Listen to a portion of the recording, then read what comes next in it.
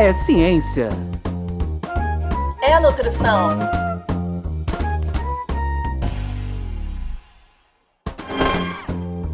É nutrição.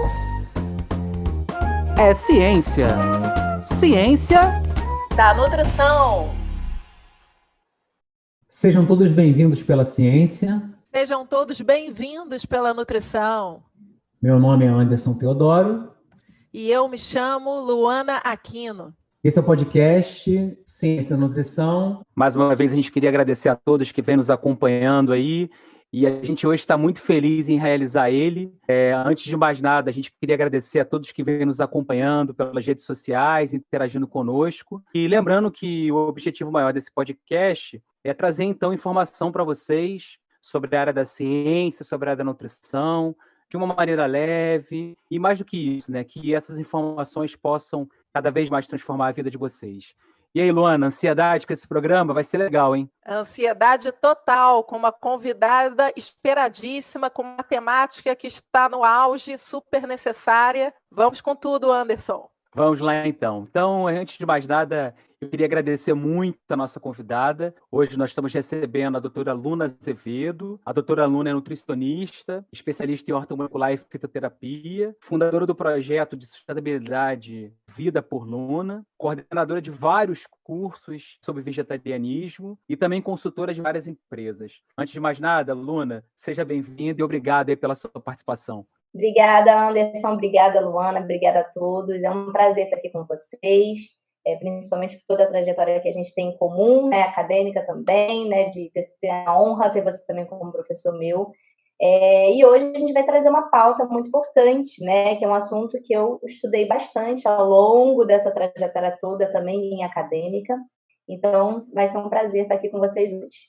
Bem, o tema do nosso encontro de hoje, do nosso programa, vai ser vegetarianismo. E assim, Luna, antes da gente entrar, propriamente dito, no tema, né? A gente sempre, quando tem trazido os nossos convidados, a gente quer quebrar um pouco esse gelo, até para vocês ficarem mais à vontade aqui conosco. Como é que você chegou nesse mundo da nutrição?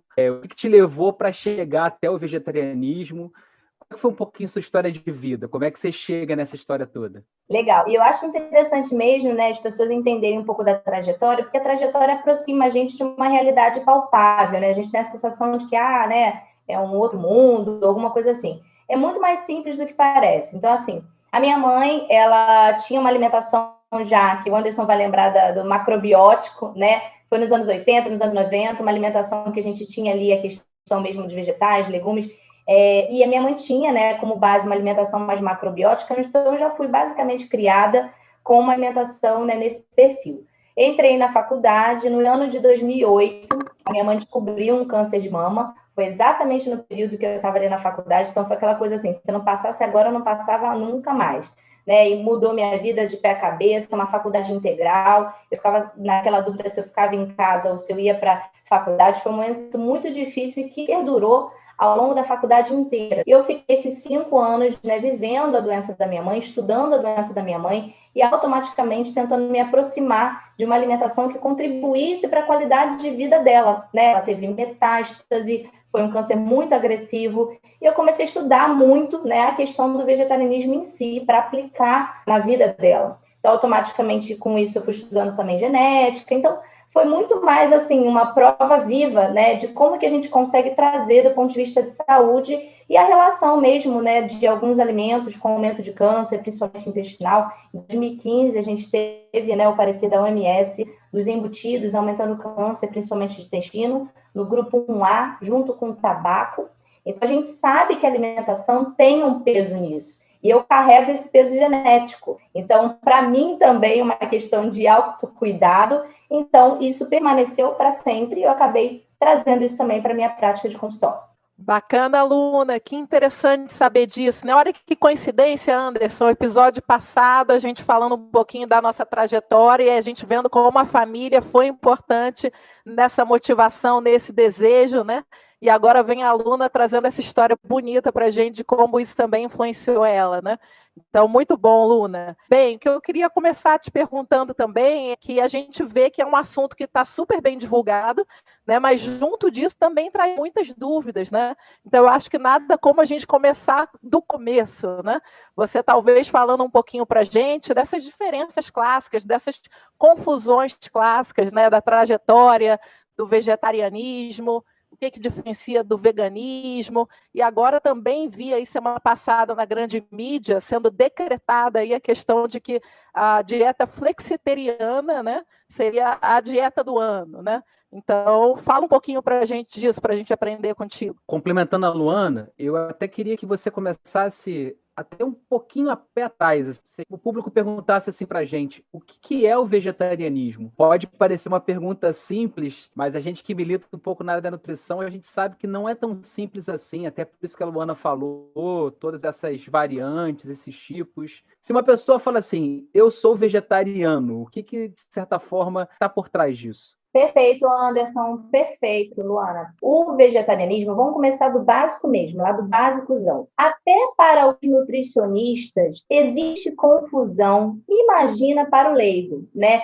Cansei de ver, inclusive, pacientes já calejados, já desanimados, que chegam comigo no consultório, como assim, ó, Luna, você é minha última esperança, porque eu chego no nutricionista dizendo que eu sou vegetariana, o nutricionista me pergunta nenhum peixinho, eu falo que eu sou vegano, pergunta nenhum ovinho. Então, você vê que existe ainda uma dificuldade, até da área técnica, sobre esses conceitos, imagina para o leigo, né? Então, acho que vale, sim, a gente falar um pouco de todos esses conceitos. Até porque são vários. A gente pode falar também o que é o crudivorismo, o que é frutarianismo, isso existe, né? Porque dentro do vegetarianismo a gente tem várias vertentes e frentes, né? Então, é legal que a gente explore isso com o pessoal, acho que vocês vão aproveitar muito. Então, vamos lá. Para começar, o mais falado, que é o vegetarianismo em si. Segundo a Sociedade Vegetariana Brasileira, o conceito de vegetarianismo em si é considerado vegetariano todo aquele indivíduo que exclui da sua alimentação todos os tipos de carnes, aves, peixes e seus derivados. Aí, junto desse conceito, a gente vai explicar alguns subtipos, podendo ou não utilizar os laticínios e ovos.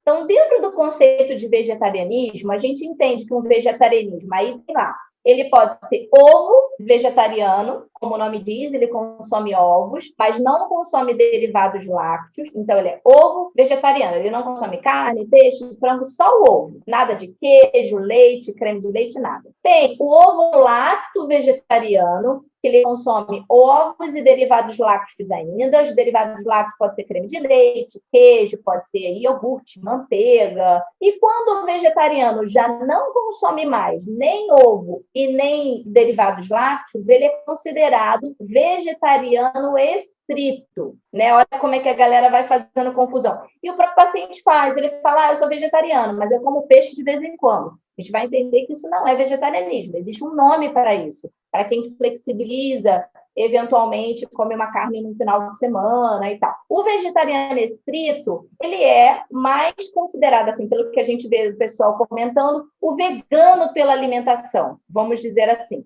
Por quê? Porque ele não consome nada de origem animal. Mas por que o nome é vegetariano estrito? Tanto que a Sociedade Vegetariana Brasileira, o nome é vegetariana, mas eles preconizam o vegetarianismo estrito. É você não ter nada pela alimentação de origem animal. Então, qual é a diferença do vegetariano estrito para o vegano, afinal? O que tem de diferente? Afinal, quem não come nada de origem animal já diz logo, né, que é vegano. Não como ovo, não como queijo, eu sou vegano. O vegano, ele vai além da alimentação. O veganismo é um estilo de vida, onde a pessoa que é vegana, ela não compactua com nenhum tipo de exploração animal. Então, ela não quer ter um utensílio na cabeça ou ter uma carteira de couro. Ela não quer ter em casa, né, utensílios de maquiagem que tenha origem animal, que tenha exploração animal. Então, é um indivíduo que, por filosofia de vida, não compactua com exploração e com confinamento animal, seja para maquiagem,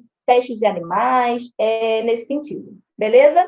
Interessante você falar isso, porque a gente sempre vem discutindo aqui, né, a importância da alimentação como um ato, o ato de comer, como uma coisa que não está presa somente ao biológico, né? A gente vem sempre brincando, a Luana muito comigo aqui também. E então eu queria até pegar um pouco da sua resposta e até te perguntar por que você acha que surgiram esses tipos todos? Tem a ver um pouco com o que leva a pessoa a ser vegetariana? Porque, obviamente, como você falou, tem a questão de algumas pessoas que acabam sendo um pouco mais rigorosas na sua restrição, podemos chamar assim, que tem muito a ver também com uma escolha de vida e passa um pouco por isso. Então, você acredita que essas modificações também passam um pouco de entender o ato de comer não só como um ato biológico, mas uma questão um pouco mais social? Sim, a nutrição é uma ferramenta muito poderosa, transformadora, com bases políticas e econômicas muito fortes, né? Então, muitas vezes, dependendo das suas crenças, né, dependendo do que você acredita, fica quase que incoerente você não estar também vendo o que você come todos os dias como um ato político e econômico também. Então, a gente pode dizer, existem, né, 4 bases, que agora eu já digo para vocês, super atual, diante da pandemia, que existem 5 motivos que levam um indivíduo a se tornar vegetariano.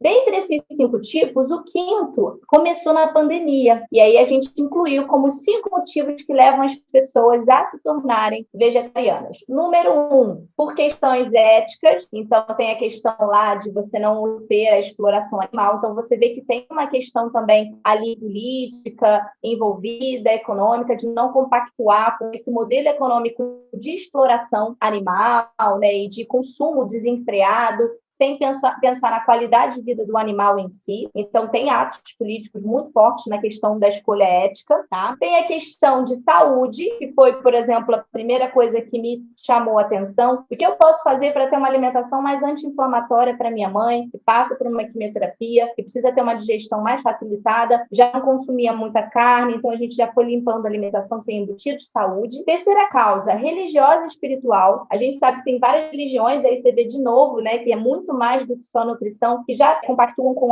o não consumo animal. A gente pode falar do espiritismo, do adventista, dos adventistas. Tem várias religiões que já falam do não consumo animal. A 4ª é uma questão também relacionada principalmente à questão do meio ambiente. Então, assim, também tem uma questão que a gente fala política e econômica envolvida. Então, algumas pessoas vão se movimentar pelo fato de entender que a pecuária leva a desmatamento, que leva a um aumento do consumo de recursos hídricos, que é insustentável você comer do topo da cadeia, se você pode, desde ali da primeira agricultura de soja, de milho, ter a sua alimentação como fonte, que é insustentável esse modelo econômico de você comer um animal no topo da cadeia para se alimentar, aquele animal que comeu também, né, muito. Então, a gente tem mais boi hoje em dia, né, o abate animal, ao longo do ano, tem mais carnes e bois, né, sendo abatidos do que pessoas no mundo. Então, é insustentável o nosso consumo. Então, por questões de meio ambiente. E o 5º, que junta um pouco alguns aqui, saúde, meio ambiente e tal, é a pandemia. Na pandemia, a gente viu um aumento considerável, tem alguns dados aqui já de 2020, foi um artigo, inclusive, novo, trouxe esses dados, mas a pandemia também fez com que mais pessoas se movimentassem por uma questão que é uma mistura de ambiental com saúde, que é o impacto, né, nas nossas vidas do consumo dessas carnes, dessa exploração aí, né, de animais, levando a doenças, né, transmissíveis. 70% das doenças que acometem o ser humano tem causa, tem origem animal. Então, olha como é que é interessante, né? Nutrição é muito mais do que só comer, né? Fantástico, Luna. Nossa, está sendo muito intuitivo, muito prazeroso aprender com você. Você tem uma habilidade realmente muito boa de quem vive isso, né? De quem trabalha com isso. Parabéns. Mas achei fantástico esses 5 pilares que você trouxe, né? E aí queria pegar um gancho que você falou dessa questão da pandemia, né? Eu mesmo vou te partilhar aqui com você e com os nossos ouvintes que, por curiosidade, né, na primeira semana desse ano, de 2021, acho que também muito motivada por essa questão de melhores hábitos e espiritualidade, entre outras questões para o ano, me motivei a, por uma semana, fazer, né, uma modificação alimentar nesse sentido de me aproximar mais, né, de uma alimentação vegetariana e me senti muitíssimo bem, assim. De verdade, para você, essa questão de função intestinal, disposição, e eu achei, assim, fantástico o quanto foi rápida, né?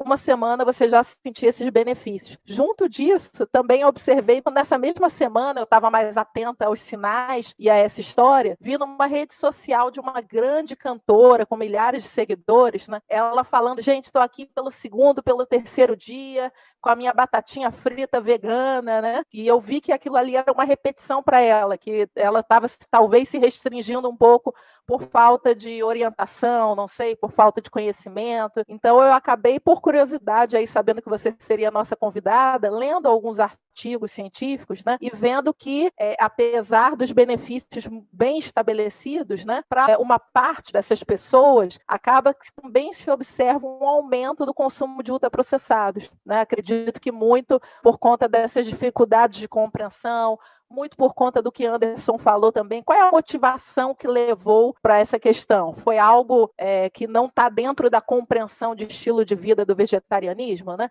Então, eu queria saber de você, assim, o que você mais percebe na tua prática clínica de confusões nesse sentido, de deslizes, né? Enfim, das pessoas tentando acertar, mas se distanciando um pouco do que seria esse planejamento e essa orientação alimentar.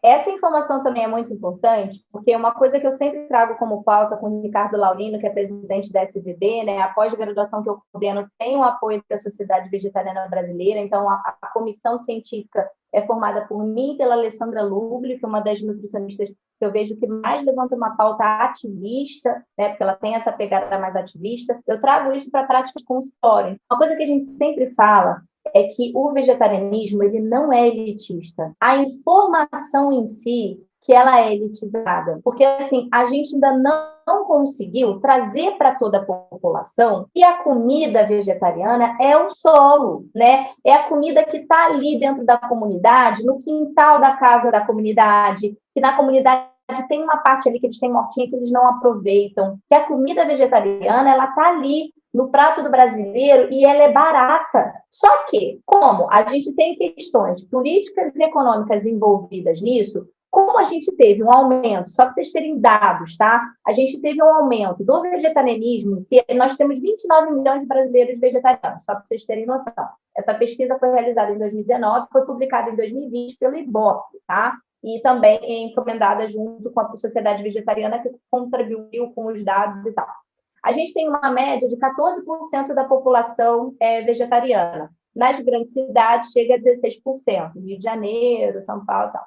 Então, o que eu estou querendo dizer com isso? A gente tem um movimento. Por que a maioria da população ainda vê o vegetarianismo como elitista? Por que ainda tem dificuldade em ter as bases? Porque a gente tem uma indústria que pega esse movimento, esse crescimento, então cresceu muito. Nos Estados Unidos, a gente teve um crescimento de 600% da procura pela alimentação vegetariana e do vegetarianismo em si. Tem vários dados de vários países aqui para mostrar para vocês que é um crescimento mundial. E aí, a gente tem indústria que fala, opa, eu vou perder mercado aqui, vou pegar aqui, de repente, um derivado lácteo, vou criar uma versão vegana dele e vou subir o preço, afinal, é um mercado novo. E aí que vem a questão da gente se deslocar da alimentação limpa em si. Então, o vegetarianismo não é caro, o vegetarianismo não é comer batata frita. Só que como a população ainda precisa educar o paladar dela, de novo, assim, se conectar com a comida do solo, a gente vai para o ketchup é vegano, né? O refrigerante é vegano. Então, não é por aí. Então, existe um trabalho junto com a questão do vegetarianismo, do crescimento do vegetarianismo, da gente reconectar o ser humano com o que é comida de verdade. Então, esse é um trabalho que eu acho que ele é universal, não só para vegetarianos, como para onívoros também. Nesse espacinho do podcast, eu venho dar uma dica de ouro para vocês, então, ouvintes. No @LunaNutri, a nossa convidada, a Luna, fez um post recente sobre alimentação pós-Covid-19. E não tem nada mais atual do que esse assunto, né? Aproveita, segue a Luna, continua acompanhando os conteúdos dela e nos segue também, @podcast Ciência da Nutrição, ambos no Instagram. Luna, entrando um pouco numa parte mais técnica, mas que eu acredito que seja um questionamento de muitas pessoas, inclusive, que gostam de seguir essa linha do vegetarianismo, e até alguns profissionais que acabam fazendo esse tipo de orientação. O que tem sido relatado, o que tem sido discutido, essa questão com relação à distribuição dos nutrientes? Há uma confusão muito grande e na própria universidade a gente vê na formação de novos profissionais que com os alimentos você não consegue atingir recomendações de alguns minerais, de algumas vitaminas. E qual dica assim, você deixaria daqueles alimentos que vocês, quando prescrevem a dieta, vocês podem dizer assim, o grupo de alimento, né? E desses grupos não pode faltar porque eles carregam uma quantidade de um determinado nutriente. Quais seriam alguns eixos assim que quem está começando, obviamente que a gente sabe que o ideal é sempre procurar um profissional de saúde, mas de certa forma a gente poderia dar uma certa orientação para quem está nos ouvindo, quem está ouvindo o programa como hoje. Perfeito. Não só da orientação, que isso é um trabalho de educação nutricional, que todo nutricionista tem, a meu ver, o direito e dever de fazer.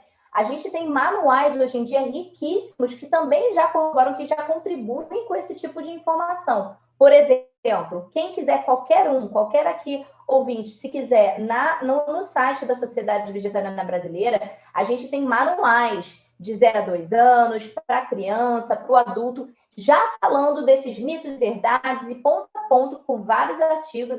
Tem um grupo da Sociedade Vegetariana com profissionais de saúde que levantam esses artigos diariamente e trazem conteúdo relevante para poder montar esses manuais.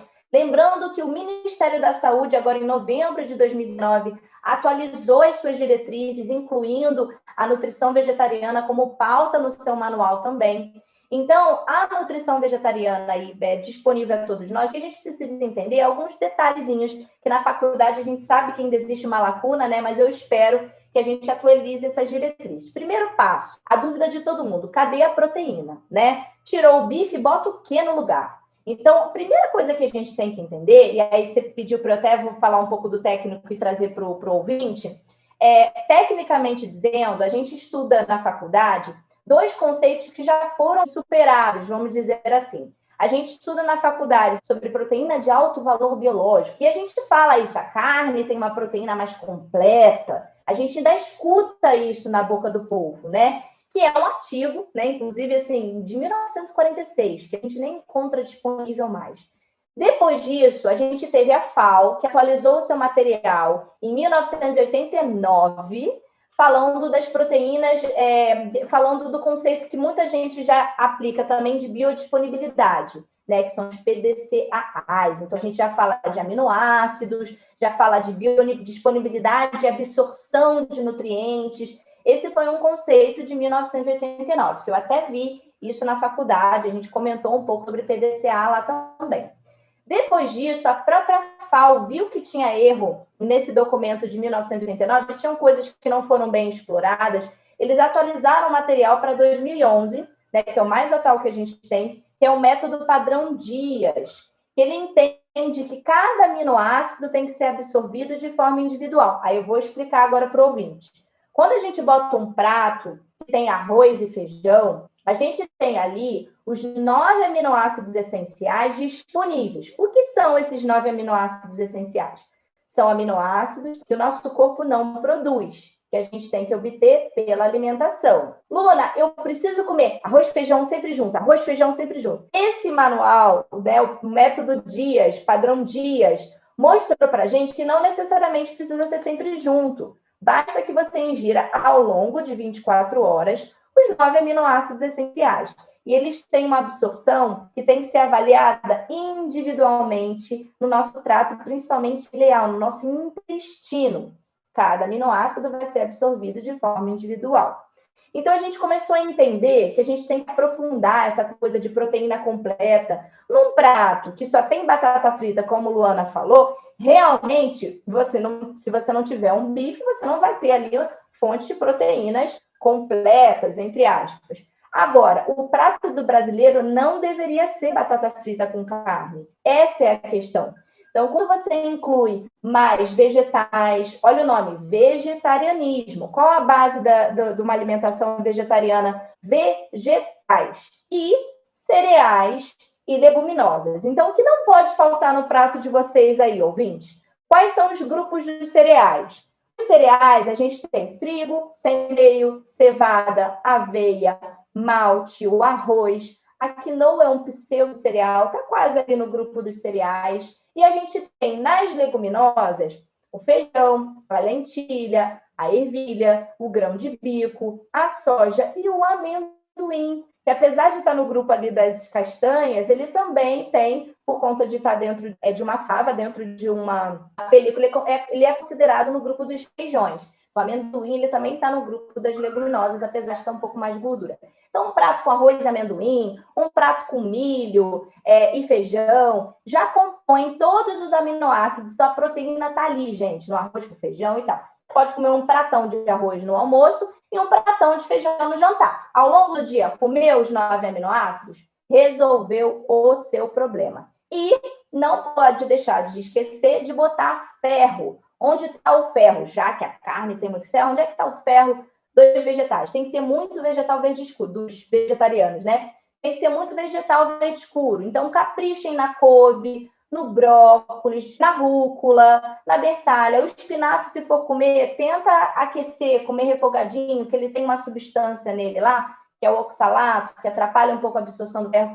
Bota uma vitamina C na tua comida, depois de você comer uma sobremesa, chupa uma laranja, e aí você vai ter boas fontes de ferro e de cálcio também. O brócolis também é fonte de cálcio. Não tem mistério, gente. É isso. É comida. Se você comer macarrão só ou batata, você vai ter carência nutricional, como também o onívoro que come carne e batata, ele também vai ter carência de nutrientes. Então, a gente tem que comer mais comida e mais vegetais. Até seguindo um pouco essa linha, como é que você vê essa evolução de produtos hoje, processados e ultraprocessados? Isso veio facilitar um pouco seguir vegetarianismo? A gente ia no mercado há 10 anos atrás, a gente quase não tinha produtos voltados para esse público. E como é que você vê essa evolução? Você vê de maneira positiva a indústria nesse ponto aproveitando mais um mercado ou não? Você acha que há uma certa contribuição, tem indústrias sérias nesse processo?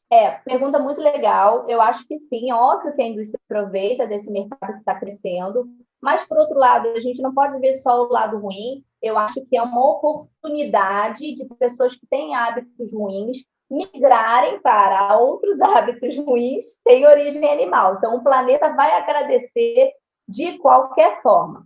Porém, dali, eu penso que são etapas. Ninguém muda da água para o vinho. Quem tem uma alimentação ruim, come um fast food, tinha lá carne, batata, um monte de molho e num pão, a pessoa vai ter essa mesma opção sem origem animal. Então, ela já tem um impacto para o meio ambiente positivo. Agora, feito isso, cabe ao nutricionista também evoluir esse paciente, esse indivíduo, para uma outra parte, que é sair desses alimentos mais industrializados e conseguir migrar depois de volta para a comida que vem do solo. Mas como ninguém muda da água para o vinho, eu acho que é pertinente. Eu só acho que isso traz também um distanciamento. Muitas pessoas acham que vegetarianismo é caro por conta desses produtos que chegam ao mercado mais caro.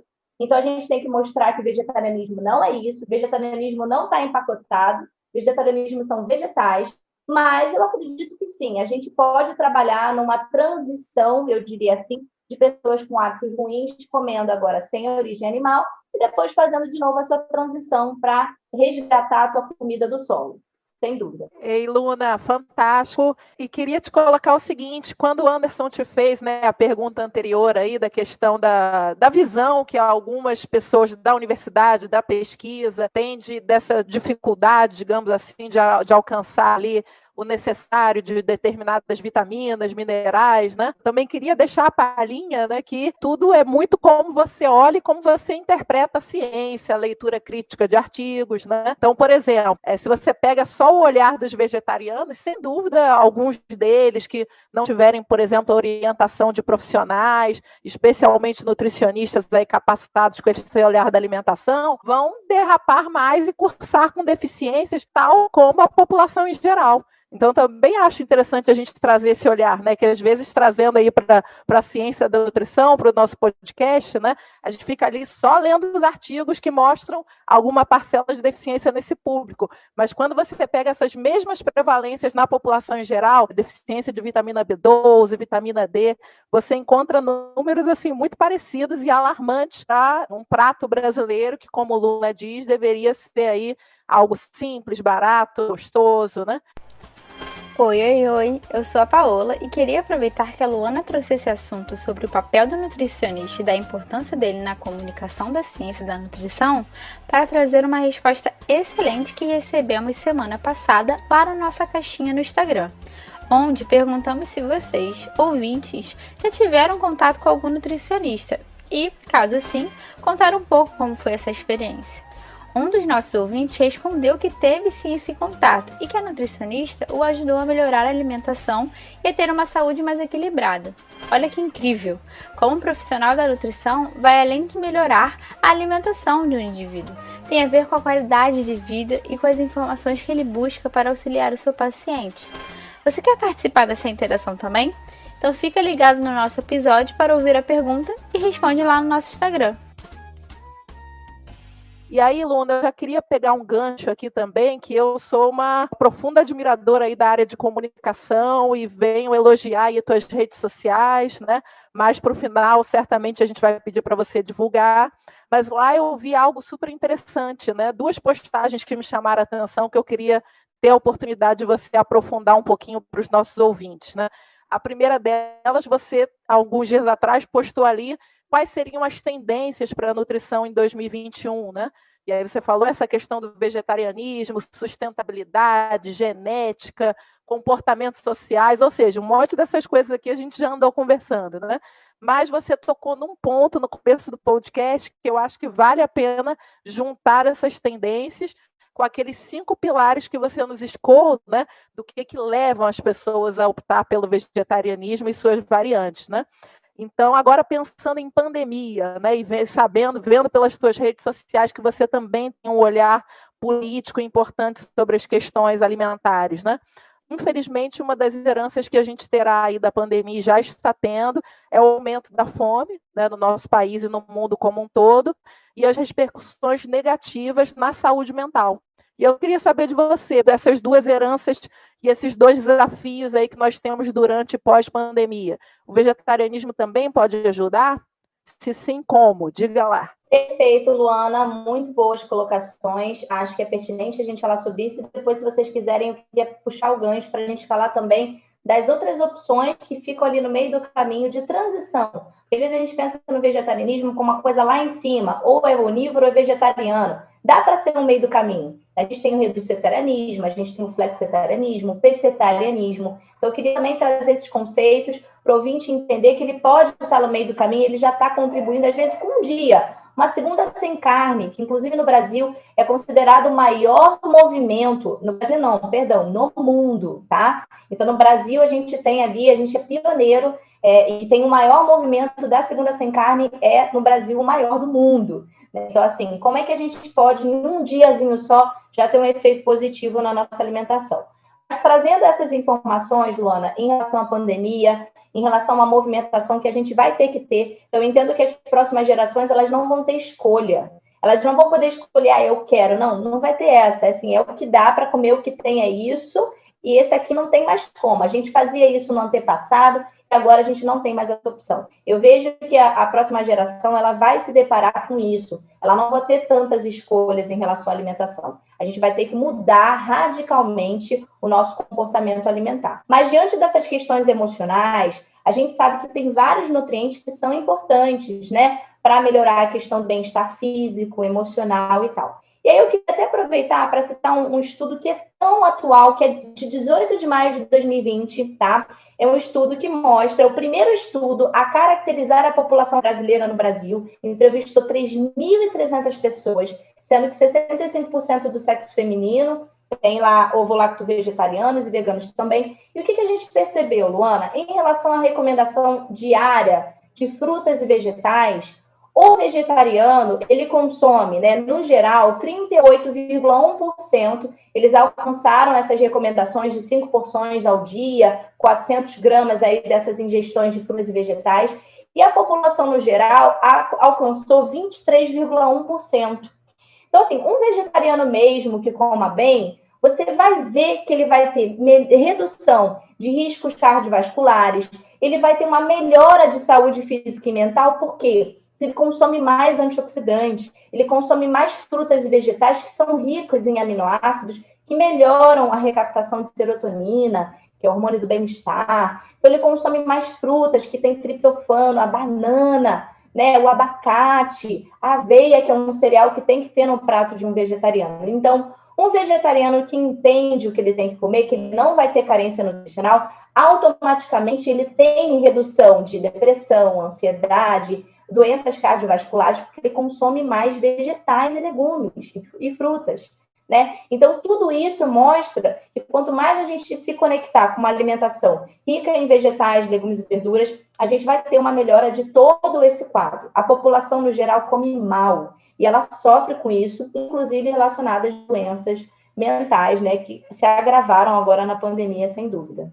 Luna, depois dessas informações que você está passando para a gente, eu acho que fica cada vez mais claro a importância de uma comunicação correta. E aí eu queria que você contasse um pouquinho dessa sua experiência. Você escolheu um caminho, né, que foi trabalhar um pouco dessa informação através das redes sociais e até falar um pouco dessa sua experiência, né? Você, como você colocou, viveu um pouco a tua infância com a sua mãe dentro da macrobiótica.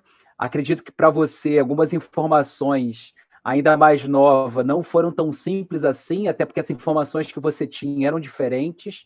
Hoje, por exemplo, a gente tem uma recomendação para até 2 anos, crianças a partir de 2 anos do vegetarianismo, então já é um pouco diferente. Como é que foi essa sua experiência? Qual a dificuldade que você tem sentido? Se há muita repulsa, a gente sabe que trabalhar com comunicação, às vezes, atinge as pessoas naquilo que talvez mais incomode ela, no ponto de vista de que ela vai precisar mudar e talvez reavaliar os seus conceitos. Como é que tem sido essa sua experiência, assim, desde quando você era criança até agora, que eu acho que é um pouco essa realização um pouco sua dessa mudança? Eu confesso que eu tive uma experiência que foi um pouco traumática no início, porque como eu vim com muita energia, né, com muita vontade de mudar, um pouco da revolta da adolescência ali, né, de ver uma mãe jovem, né, aos 45 anos de idade falecer, que teve câncer aos 40, uma mulher advogada, né, super inclusive com pautas que, ao meu ver, eu trouxe comigo, né, eu resgatei e trago aqui no meu coração, ativistas e também de mudança de mundo, uma pessoa que estudava muito, lia muito, então era minha referência, inclusive, de leitura, de estudo.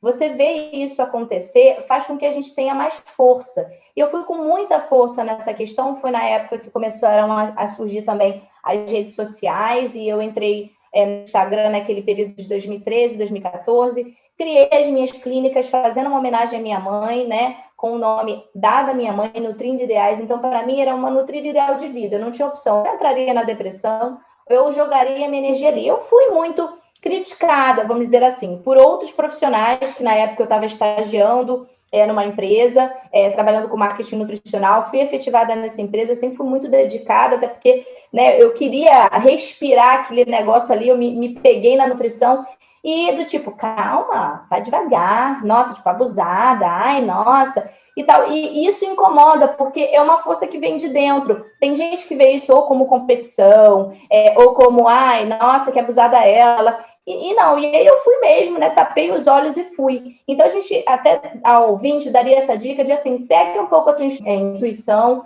o que você sente, né? Porque vai ter sempre algumas pessoas não concordando com o que você faz ou o que você fala, e tá tudo bem, né? A gente tem que embasar as nossas opiniões, principalmente se você for da área da saúde ou da nutrição, da ciência, embasa isso com ciência e fundo. Então, assim, eu fui trabalhando a rede social dessa forma, só que eu não sou ativista, né? O meu lado, ele é um lado de consultório. Então, eu acolho pessoas, eu trabalho com nutrição comportamental, eu trabalho com transtornos alimentares. Então, assim, para vocês terem noção, eu nunca deixei claro o que eu como ou deixo de comer. Por quê? Porque eu acho que isso atrapalha. As pessoas confundem meio como reality show com um profissional. Eu não quero que me vejam como Luna, que tem um filho ou que tal. Eu quero que me vejam como Luna nutricionista. Tanto que o meu Instagram é Luna Nutri, né? Não é Luna Azevedo. Então, eu sempre tentei preservar, né? Até porque eu, Luna, também tenho as minhas dificuldades. Eu acho que é legal ouvir te entender que o profissional, por mais que ele seja nutricionista, ele vai ter altos e baixos. A gente pode acabar flexibilizando e comendo outras coisas. E aí, se alguém olhar assim, nossa, nutricionista comendo industrializado, a gente é ser humano, né? A gente flexibiliza também. Então, eu quis trazer a minha rede social para a nutrição no trabalho de educação nutricional. Né? Eu não trago pautas ativistas, eu trago pautas relacionadas ao meio ambiente saúde, que foi o que sempre me movimentou desde o início. Pensando nessa corrente do bem, então, das redes sociais, a gente também está entrando nessa, né, Luana? Nosso podcast Ciência da Nutrição também está entrando com esse objetivo. Vamos, então, agora chamar no programa aquela que ajuda a gente a divulgar. Stephanie, com você, onde é que os nossos ouvintes podem nos encontrar? Então, eu queria fazer um comentário primeiro, antes de tudo. Eu particularmente acompanho a Luna nas redes sociais há muito tempo e eu acho muito importante porque, assim, as redes sociais viraram um ambiente de trabalho para o nutricionista, né? E isso é muito legal, porque você alcança um número de pessoas muito grande. E com isso também vem a questão das fake news. Vem gente se apropriando da nutrição para falar besteira na internet. Então, eu acho muito importante que a gente tenha profissionais como a Luna, que dão bons exemplos, pautas importantes, discutidas de forma clara, para milhares de pessoas. Isso é muito interessante. Então, é um comentário, assim, mais ou menos, agradecendo a presença dela e a aula que ela deu para a gente aqui. E puxar um sardinha para o nosso lado também, lançando nas nossas redes sociais. Os ouvintes podem encontrar a gente no @podcast Ciência da Nutrição, tanto no Instagram quanto no Facebook. E se quiserem saber mais profundamente sobre o episódio de hoje, sobre a Luna, sobre a trajetória dela, acessar o nosso site, cienciadonutrição.com.br. Lá vai ter um pouquinho mais detalhado sobre o que a gente falou aqui hoje. Vale a pena conferir. Luna, querida, eu queria aproveitar realmente para parabenizar o teu olhar ampliado, para falar para você que com essa tua última fala e exemplo dos teus posicionamentos nas redes sociais, pautados principalmente na educação alimentar e nutricional, você está fazendo um serviço de comunicação e de ética profissional que você não faz ideia, assim. Para todos os conselhos profissionais estão atualmente mobilizados, criando normativas de como se portar nas redes sociais, e você deixa essa inspiração para a gente, né? Que não é se comparando ou se igualando, por exemplo, a blogueiros, né? E sim promovendo a ciência e a nutrição. Parabéns. Anderson, diga lá. Luna, a gente sempre pede que o nosso convidado, né, ao finalzinho do nosso programa, ele deixa uma imagem para a gente. Essa imagem, inclusive, a gente vai colocar no nosso site, nas nossas redes sociais. O que representa, então, a ciência da nutrição? Como você vê, com imagem que representaria um pouco mais? E o que você trouxe para a gente aí? Descreve um pouco essa imagem que a gente vai colocar lá. Então, eu não poderia trazer nenhuma imagem diferente, né? Até porque eu acho que está alinhado com todo o meu discurso, e aí eu fico muito feliz pela Stephanie, pelas meninas que acompanham desde o início e sabem que eu sempre estive alinhada, né? Meu discurso nunca mudou, ele é o mesmo ali, ó, taurina, chata, falando desde o início a mesma coisa. Então, eu estou sempre muito alinhada porque é uma coisa que eu acredito. Então, eu não poderia deixar nenhuma outra imagem diferente de uma plantação de orgânicos, do solo. Para mim, a nutrição, ela começa ali. Mais até do que a gente pensar em bioquímica, fisiologia, eu acho que o nutricionista ele se afasta muito, às vezes, quando ele se pega esses detalhes e esquece que, antes de qualquer coisa, a gente tem que pensar no solo. Né? Quando a gente pega lá na nutrição uma tabela, taco, dos anos 70, que a gente sabe que hoje em dia a maçã que está lá relatada não é a mesma maçã que a gente produz hoje em dia, a gente tem que lembrar que a nutrição ela tem que ser resgatada, que a gente tem que entender os impactos dos agrotóxicos na nossa saúde, a gente tem que entender a nossa relação de novo com o solo e tentar reconectar, entender que o mundo não pode ser devastado, a nossa natureza, a nossa floresta, ela é fundamental para todo o nosso bioma acontecer, e o nutricionista é um agente transformador. A gente traz pautas de política, de economia, de cultura, de comportamento alimentar e de educação nutricional. Então, eu represento, sem dúvida, a minha pauta hoje de sempre, de vida, o solo e a plantação de orgânicos, a agricultura familiar como base da nossa nutrição. Luana, quando começa essa musiquinha, nossa direção tá falando que tá na hora da gente terminar. Uma pena, né? Com certeza, Anderson. Gostou dessa novidade, né, Luana? Agora até quem controla o nosso tempo. Luana, a gente queria muito te agradecer, tanto para nós, eu tenho certeza que para os nossos ouvintes foi um prazer enorme te escutar. E queria agora abrir espaço para você ir, colocar os seus contatos, a gente falou muito das suas redes sociais, colocar tudo que está envolvido aí com a tua trajetória. Gente, vocês podem me achar no Instagram, Luna Nutri. É um prazer estar aqui com vocês. Queria aproveitar para dizer que se você não consegue chegar aí na nutrição vegetariana em si, vai no peixinho, vai no pescetarianismo, vai no flexitarianismo, que é você flexibilizar ainda os finais de semana. Vai na alimentação reducetariana, que é a segunda sem carne, e está tudo lindo. Vamos aos poucos, vamos respeitar aí o pensamento e o tempo de vocês, mas vamos usar a nutrição a nosso favor, que o planeta agradece. Muito obrigada. Luna, mais uma vez, obrigada. A gente queria agradecer a todos os ouvintes que nos acompanharam aí durante esse programa. Luana, sua mensagem final. Bem, pessoal, então, para não perder aí o grande final, que a gente sabe que vocês ficam esperando e principalmente a gente fica esperando, né? Esse momento de interação com vocês nas redes sociais. A gente quer saber de vocês, com base nesse papo aqui que a gente teve hoje com a aluna. A tua alimentação, ela mudou durante a pandemia? Vamos abrir um chat ali para vocês responderem no nosso Instagram, tá? E, na sequência, vamos abrir as caixinhas para vocês nos falarem. Se sim, o que mudou, principalmente? A gente está curioso, a gente está querendo saber e a gente vai trazer para vocês aí as melhores respostas, tá bom? Não deixem de, junto disso, nas nossas redes sociais, no nosso e-mail, trazer mais sugestões de temas, mais sugestões de próximos convidados, porque esse podcast é nosso. Luna, mais uma vez, obrigado aí pela sua participação. Luana, mais um gravado, hein? Estamos indo em frente. Agradecer a todos os ouvintes que nos acompanharam aí. A gente está preparando cada vez mais coisa nova aí, que vocês podem nos acompanhar tanto nas redes sociais, @podcast Ciência da Nutrição, tanto no Instagram quanto no Facebook. O nosso site, ciencianutrição.com.br. E quem quiser fazer um contato um pouco mais próximo, pode mandar um e-mail para a gente, podcastciencianutrição@gmail.com. Obrigado a todos. Podcast Ciência da Nutrição.